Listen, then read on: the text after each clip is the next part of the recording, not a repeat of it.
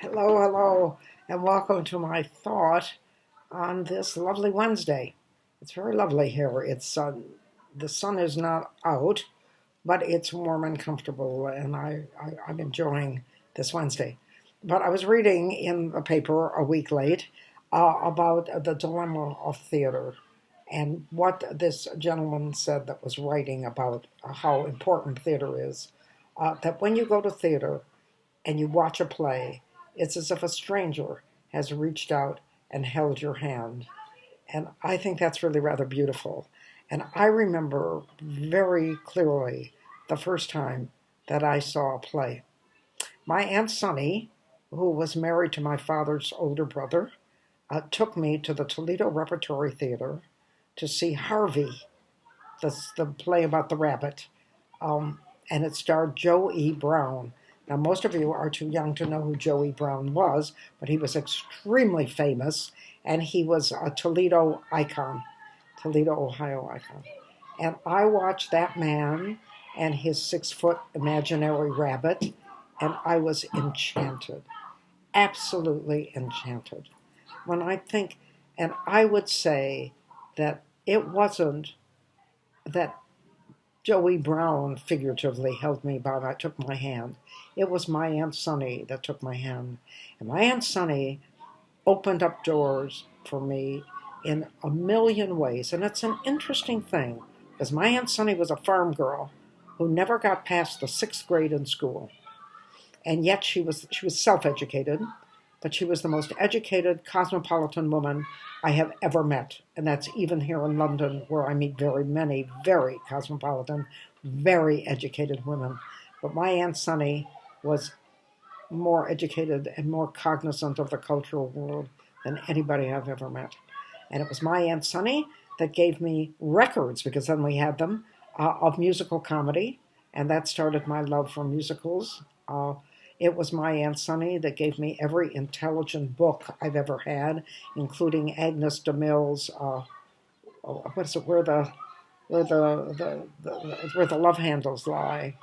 There, it's not the love handles, the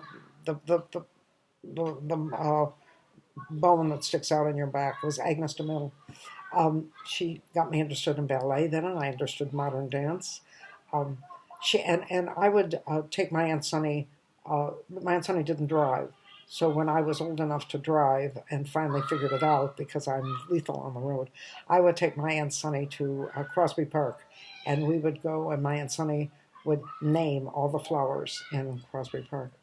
And I remember she also introduced me, as I said, to books, but not just one book, but to loving books.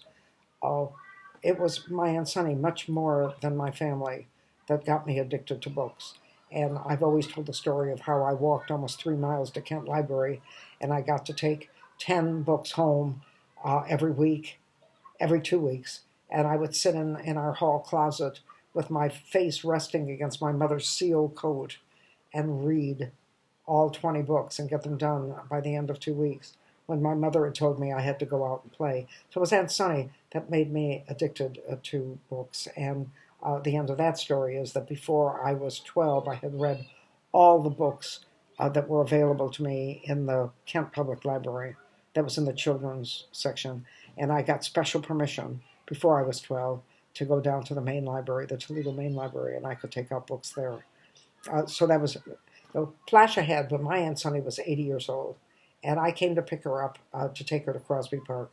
And when I walked into her house, there were piles of books on the floor. I mean, piles of books. There must have been 100 books just on the floor, piled up. And I said to her, she was 80, and I said to her, what are you going to do with all those books? Because I love books. And if you ever want to see lust in my eyes, don't show me a beautiful man. Although there are some that so, but mostly, don't show me a beautiful man, show me a pile of books, and you will see Lynn Ruth Miller with lust in her eyes. Yeah.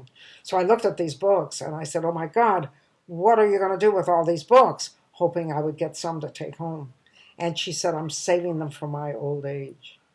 So I am now 86, and if you ever come over to my house, you will see, you can't see it, but I have piles of books.